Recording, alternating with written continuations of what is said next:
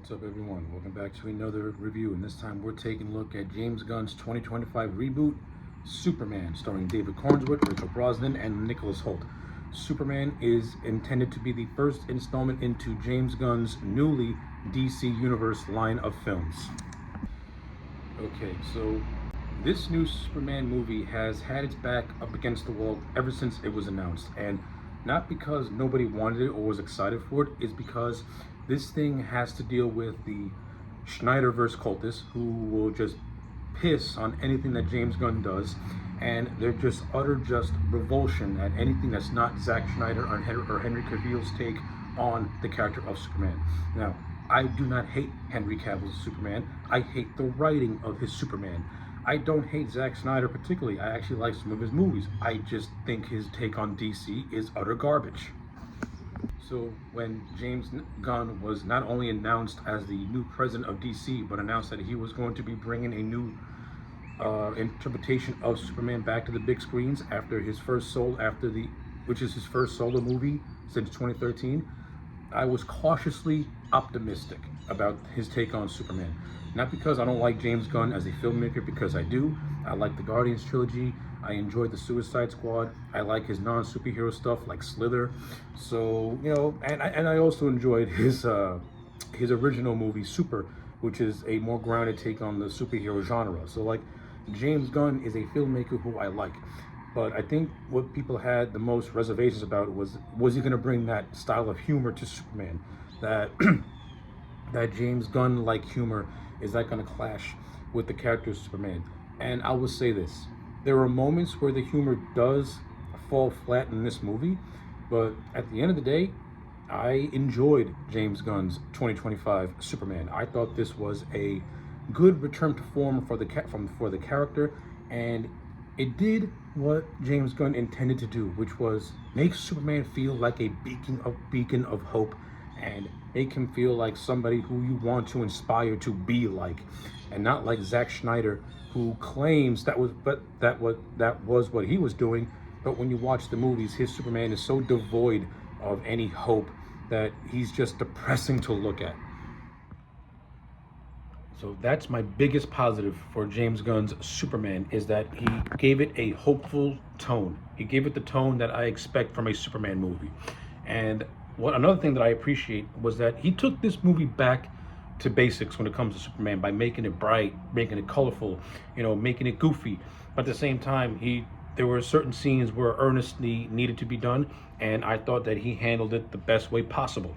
There are a lot of good scenes in this movie where it's played straight and there's no comedy to underline it.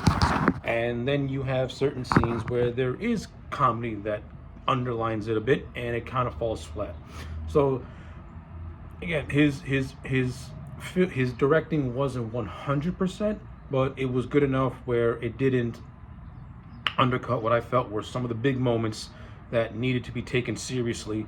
And to me, those scenes worked, and those scenes did what they were supposed to do, which is make Superman feel inspiring. Speaking of the subject, well, let's talk about David Cornswith as Superman. It is unfair that the Snyder morons compared this man's performance, and just him in general, to Henry Cavill.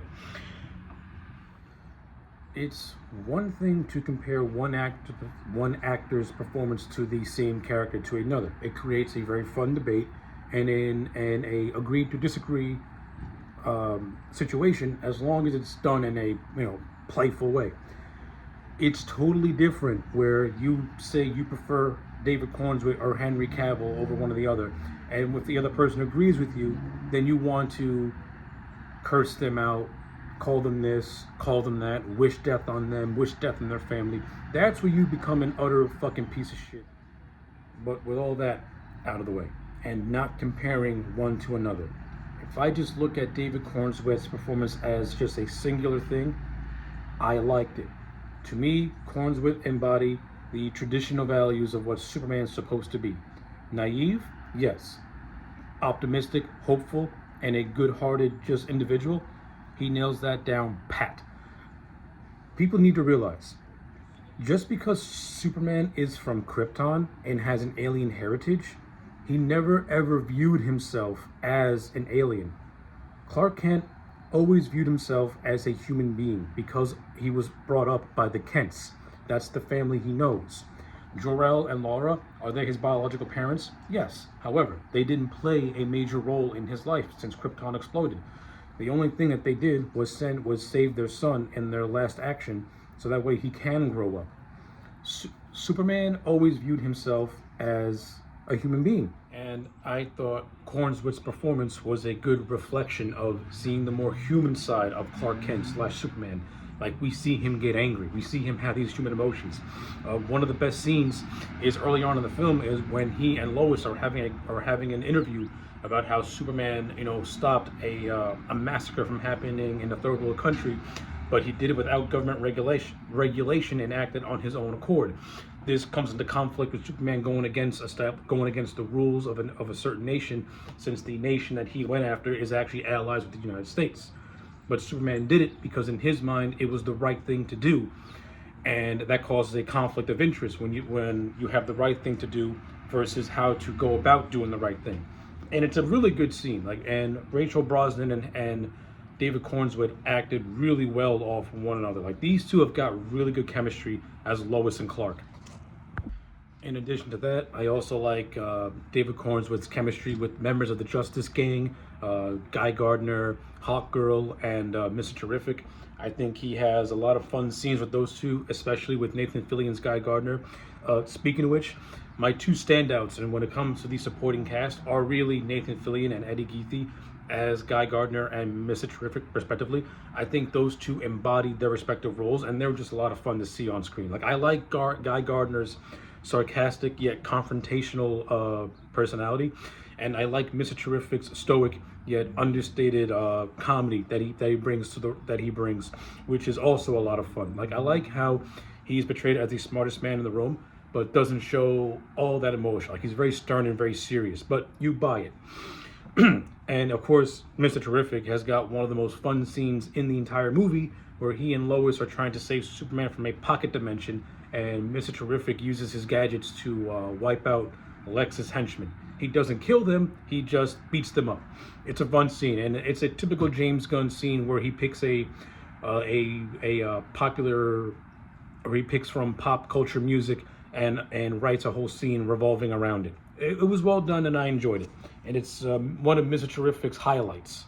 Now, while Mr. Terrific has some good highlight scenes, and really he and Lois take up much of the second half of the movie as they're trying to save Superman, Guy Gardner and Hawkgirl, they don't really do all that much, but Guy Gardner does have some standout moments, especially when he gets in Superman's face after it was revealed by Lex that the last message that Superman's parents gave him were to him treat Earth like a harem. So this is one of the more controversial changes that James Gunn brought to the Superman mythos, in which he didn't make Jor-El and Laura feel evil. Like, to me, they more or less came off as morally gray. Like, they didn't have evil intent. They just wanted to take desperate actions in order to ensure that Krypton could still have life after its destruction. That's how the message is meant to be interpreted. Now, if you're a Schneider cultist, you view it as, Jor-El's telling Superman to rape the world. To which, if you got that from that message, then that says a lot about you as a human being, you sick son of a bitch. But I digress. It's because of Lex finding this message and getting the more completed form. This is the leverage that Lex uses to turn the world against Superman, so that way Lex can be propped up as a proper hero. Speaking of Lex, I like Nicholas Hoult as an actor, and I thought his portrayal as Lex Luthor was really good. This is the version of Lex Luthor I wanted from Dawn of Justice. A self-confident, self-assured, not this fucking David Zuckerberg, just twitchy guy who I can't take seriously and acts more like a Saturday morning cartoon villain, and not this ruthless rich businessman. This is where a young Lex could work, when you have him as being self-assured with a clear motivation and a clear goal. Lex's sole motivation throughout many interpretations is to always make Superman feel weak to the public and make himself feel strong. Lex has always Lex's main motivation has always been to destroy Superman's image by any means necessary. And this is what the Nicholas Hoult version of Lex does, I think, fairly well, and is not as convoluted or as confusing as Jesse Eisenberg's interpretation of Lex. So, did Eisenberg's version want to tear down Lex? Want to tear down Superman? I mean, yeah, but the way he went about it was utterly confusing, and it needed so many contrivances and just plot holes in order to work, to which his version of Lex is not the smartest man in the room. He's the dumbest man in the room with too much luck on his side. But I digress. Like, I enjoyed Nicholas Holt's version of Lex Luthor. I thought it was good. I like how he has his own little faction known as Planet Watch, which consists of Ultraman and the Engineer, who is a human woman given micro nanites in order to change her body into anything she can come up with. So I like it. I like Lex's little villain group. I thought it was actually pretty good, and they have some pretty fun action sequences throughout the entire film as well. And another thing I liked about this version, about James Gunn's Lex, is that I like how he takes him back to Lex just being a master manipulator. That is Lex Luthor at his absolute finest, is when he's manipulating everything and everyone around him. In the film, he literally manipulates the Bavarian president by supplying him with weapons at a discount, just so that way he can use an existing conflict to discredit Superman. That's great. Like, that's not it. That's, to some, that can feel like a convoluted plan, but to me, it feels like a plan that's right up Lex's alley, in which he will use anything and everyone just to discredit Superman and kill him at any cost. That is the Lex Luthor that I love. I don't like this Lex Luthor who spouts out psychobabble gobbledygook about gods and monsters and fight nights and Martha and all this other nonsense, which is just utterly fucking stupid. Lex always works best when you keep him simplified. When you overcomplicate him, he just becomes uninteresting to me. He's more interesting as the shrewd businessman who uses underhanded tactics. Not only that, this version of Lex also felt more threatening, especially when he's face to face with Superman. There's this really good scene where Superman is trapped in this pocket dimension and he's being held prisoner, and Lex is using a Metamorpho to use a synthetic kryptonite in order to keep him at bay, and Lex shoots a man that Superman once saved right in the head just to get under Superman's skin. I love that scene. It shows just how ruthless Lex is, and I like how when Lex shoots the guy, he makes a joke about it. Like, this is a Lex who does not value human life. He values anything he can do to destroy a life. That makes Lex, to me, much more evil and much more interesting. I also love the scene how when Lex Luthor kidnaps Crypto, Superman goes to his office and is in full rage, and Lex plays it so calm because he knows that he knows that this is all being filmed and being used to show just how unhinged Superman is without the context of it. Like, this Lex is a master manipulator. I can't stress that enough. I love it. I absolutely love it. Unlike Eisenberg's Lex, which thinks he's a manipulator when he's really just nothing, this version is a manipulator and is using tactics to discredit Superman in any which way he can. Now, is this version of Lex all the way perfect? No, he does have some moments where I think could have been handled maybe a little bit better, particularly towards the end, where Crypto the dog takes him out in a very just comedic fashion, which I wasn't really much of a fan of, and it kind of undercut a little bit of Lex by turning him into a punchline at the end. I think it would have made more sense if it was Superman who took Lex to the authorities and not did a joke out of it with Crypto. That's just me personally. I do think that Nicholas Hoult does have moments where he goes maybe just a little bit over the top with certain scenes, and then there are scenes where he plays it much more scaled down. And the more scaled down scenes, like the good example being the scene where he kills the food vendor in the puck dimension. Performance scenes like that, or I think Nicholas Hoult really balances out the threatening side of Lex and the underlying dark comedy to his version of Lex as well. So it's an overall good performance, but it has a little bit of things that I didn't really care for sprinkled in. I overall think the supporting cast is actually really solid and well done. I already mentioned how I like Rachel Brosnahan as Lois Lane. I like a lot of the scenes that she has with David Cornswet. I think they have good chemistry. They have good romantic chemistry with each other. I also like Lois and Mr. Terrific working together. They got a nice comedic duo going on, especially when Lois references that Mr. Terrific is a genius inventor, yet he can't make a garage door to open fast enough.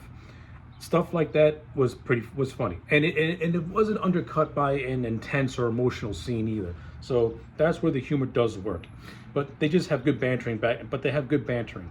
I also like Rachel Brosnahan and Skylar Gazindo, who plays Jimmy Olsen. They got a nice dynamic to each other as well. Finally, we have a Jimmy Olsen who is integral to the movie's plot. If I do have a flaw, it's that I didn't get enough scenes of Clark and Jimmy being best friends, because at the end of the day, Superman Sarge Clark's best friend is Jimmy Olsen, and I don't think they got enough screen time together, which I think was a flaw. Like, you could have gotten some good stuff out of Jimmy and Clark and their friendship. It's something that, to Bryan Singer's credit, he did some of that with Superman Returns, and Richard Donner did some of that with his original Superman movie as well. But he didn't do enough of it, but at least it was there. I also think the subplot of Jimmy Olsen being in cahoots with Eve Tessmacher, Lex Luthor's girlfriend, I mean, it's just there to be a comedic bit, and that's really all it is. But and the whole joke of Jimmy Olsen being this unintentional ladies' man did get a chuckle out of me. But I mean, I don't really think it was necessary, to be honest with you. But hey, it's James Gunn's way of not presenting Eve as a horrible person, just somebody who is involved with a horrible man, and she does not agree with some of the things that he's doing. So I can buy that to an extent, because this version of Eve is portrayed to be more of a is portrayed more bubbly, if anything. You have Wendell Pierce, who plays Perry White, and in the scenes that Wendell Pierce has as Perry White, I thought he did a good job. I like his gruff exterior. He kind of acts like a very toned down version of J. Jonah Jameson from Spider-Man. Well, so I liked it, I appreciated it, and I thought it was fun. And I like how he gets a nice little role in the third act of the movie as well, where he helps Lois. Of course, you have the two actors who play Ma and Pa Kent. I like them as well. I especially like the scene where Clark goes back to the Kansas farm. He has a very emotional moment where Pa Kent, and that moment just crystallizes just how important Jonathan Kent is to Clark, and has been to Clark for his entire life. Like, you can tell that Jonathan Kent, he doesn't just love and adore his sons. He will do whatever he can to instill any good value he can into his son. And I like how Ma Kent said it best, that when it comes to Clark, Jonathan is just an old mush when he's around him. That's how much he adores and loves Clark. It's actually really touching. Another aspect I like about this movie is that the Superman we have is not fully formed yet. Like, he's only 3 years into his role as a hero, and up until the beginning of the movie, he has won every fight. But this movie shows Superman at his most vulnerable, which is what I like. That's when Superman's at his most interesting, is when he's not portrayed as this all-powerful god that can stop anything within a matter of seconds. I like seeing a Superman who is still powerful, but at the same time, he can't beat every threat with just a wave of a hand. He needs to struggle against it, and we see a lot of that in this movie. Maybe James Gunn overdid it in a lot of areas, to which I do agree with that criticism, that you maybe nerfed him maybe a little bit too much in certain areas. But then there are certain areas where he takes on Ultraman, who we learn is a clone of him, where, okay, I understand it now. He's fighting a being of equal power. That's why he's having a hard time with this struggle. And yeah, you can make the case that Ultraman will eventually turn into Bizarro when he eventually makes his comeback. So that could be pretty cool. But, you know, I like that stuff. I also like the fight scene with this gigantic kaiju. And I like how Superman is not trying to kill the kaiju. He's trying to preserve it or save it in some type of way, or just imprison it. That also plays in Superman valuing life in general. Like, this scene got so much criticism, to which I say, what is wrong with you? Superman is the type of hero that will stop at nothing to save as many lives as possible, even if he has to save a squirrel, which he does, or not kill a giant monster like he tries to do. Superman values life, both human life, anything. He values life. That's who Superman is at his core. And that's where I think James Gunn struck out of the park with that main value, which is what a lot of interpretations of the modern age seem to forget. Like, they just double down on Superman being this powerful person with godlike powers, that they forget his core value system, which is getting frustrating. Superman being portrayed as a god is him at his least interesting. Like, I don't care about him. Like, he's a god. Why do I give a fuck? Now, Superman as a god with human emotions and human feelings, that's where I find interesting, because he doesn't view himself as above anything. He views himself as a part of humanity. And that's Superman to me at his best. And again, the stuff with the kaiju, him saving as many people as he can, him saving animals, that plays into that whole aspect. And I do like how he kind of criticizes the Justice Gang for killing the kaiju, because it portrays more of a conflict of interest. Like, the Justice Gang want to save people by any way they can, while Superman wants to try and save as many beings as he can. So I like that conflict of interest a little bit. It doesn't vilify the Justice Gang, but you can see where they're coming from and where Superman is coming from. So it creates a good dichotomy. And I also like parts of the third act. I don't like all of it, but I like some of it. Like, I like the Justice Gang being inspired by Superman in order to, you know, make peace with him after the whole revelation of the message that Lex did. So that stuff I like. And the Justice Gang coming together and working with Superman to stop Lex, that stuff I like. The whole thing of the time rift and the pulling apart of everything, that I thought was kind of forced and was just a natural disaster, just for the sake of having a natural disaster. I think it would have played better if it was the Engineer, Ultraman, and maybe one more big threat taking on the Justice Gang without this whole end of the world thing, which is so just overplayed in superhero movies nowadays. Like, I would have kept it much more intimate in terms of a final battle and not large scale, which I thought was kind of forced. But like I said, it wasn't bad. I just would have did it much differently. The stuff in the pocket dimension itself, it was okay. Like, you know, Metamorpho does seem like a very forced inclusion. Like, I like Anthony Carrigan. I thought he did a good job playing Metamorpho, Rex Mason, and I think the scene where they're trying to escape was, you know, somewhat entertaining. Though I think the CG was very off in a lot of areas.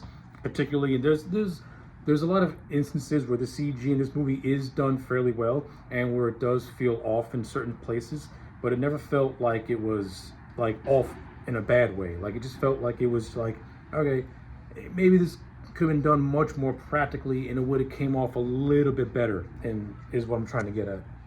And then you also have this scene where Lois and Superman are having this heart-to-heart conversation, and in the background, the Justice Gang are fighting an interdimensional imp that Superman says poses no real threat. I mean, it's weird. It seemed came across as weird because it's trying to be an emotional scene between Lois and Superman, and at the same time having a tinge of comedy to it. And I don't really get what James Gunn was going for with that. Like, I don't know. I don't know if I need to be invested in this conversation or in this background fight that's taking place. It just feels off. Like, yeah, it didn't need to be in the movie. Like, the scene with Superman and Lois, keep that in the movie. But the stuff happening in the background, take that out of the movie. I think this scene would have played off a little bit better if Superman would have had a one-on-one fight with Ultraman, and Ultraman fan would have just wiped the floor with him. And now Superman is questioning whether or not he has what it takes to continue the fight, or maybe a thing where what Lex is doing really got to him, and now he's feeling like morally broken. Like, stuff like if you had a scene prior to that, I think the conversation would have worked much better without a just random comedic tone to it that took place. It's weird. It's a hard scene to describe because it just feels out of place in certain aspects. But I do like a lot of everything else. I like the Fortress of Solitude. I like the Superman robots. I like Crypto, who has a lot of fun scenes. The Fortress of Solitude looks cool. I like when Lex invades the Fortress of Solitude and the engineer wipes out all the Superman robots. That was fun and entertaining. I love the ending where I like the stuff with Superman. At first, Superman is like values his Kryptonian parents, and he uses their message in order to inspire him. But then when he finds out the truth, it begins his moral conflict. And then when you get to the end of the movie, he surrounds himself with the Kents, his true family, and the Kents are what gives Superman his real inspiration to want to do good and want to do better. So that's a nice character arc where Superman more or less abandons that alien side of him and fully embraces that human side of him, which is what Superman is at his core. And I enjoyed that and I liked it. And I also like the greater connections to James Gunn's DC universe. Like we get a cameo by Rick Flag Sr., played by Frank Grillo. If you've seen Creature Commandos, then you know who Rick Flag Sr. is. He's the father of Rick Flag Jr., who was killed by Peacemaker in the Suicide Squad. He makes an appearance in this movie. Speaking of Peacemaker, John Cena has a cameo as the character in the film as well. We also get a brief cameo by Maxwell Lord, played by Sean Gunn.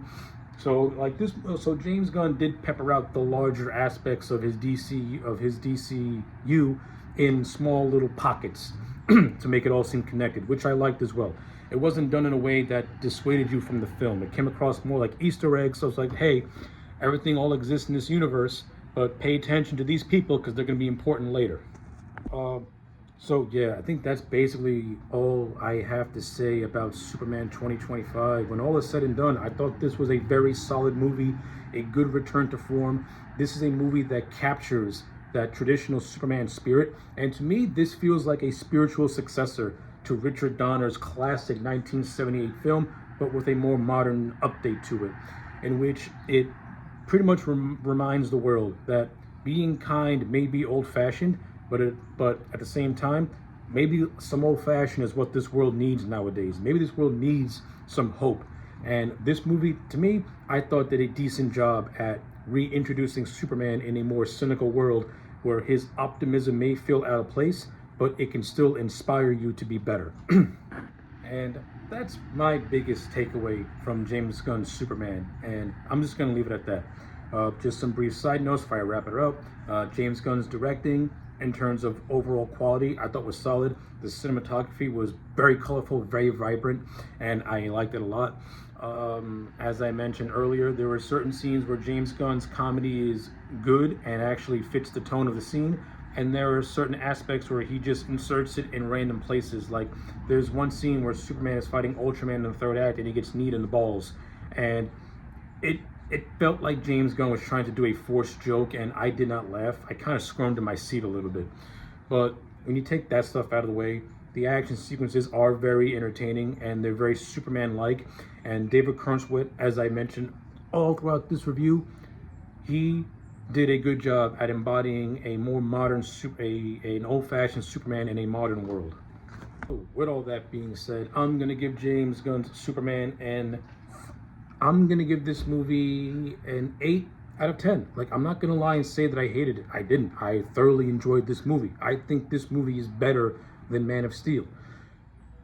And it's not because I have a hatred for that movie. It's because I always viewed Man of Steel as an undercover Batman movie that never felt like a Superman movie. And I will continue to say that anytime that movie gets brought up. It's an undercover Batman movie. But this felt like a modern update of the Superman mythos. It did a lot of things right.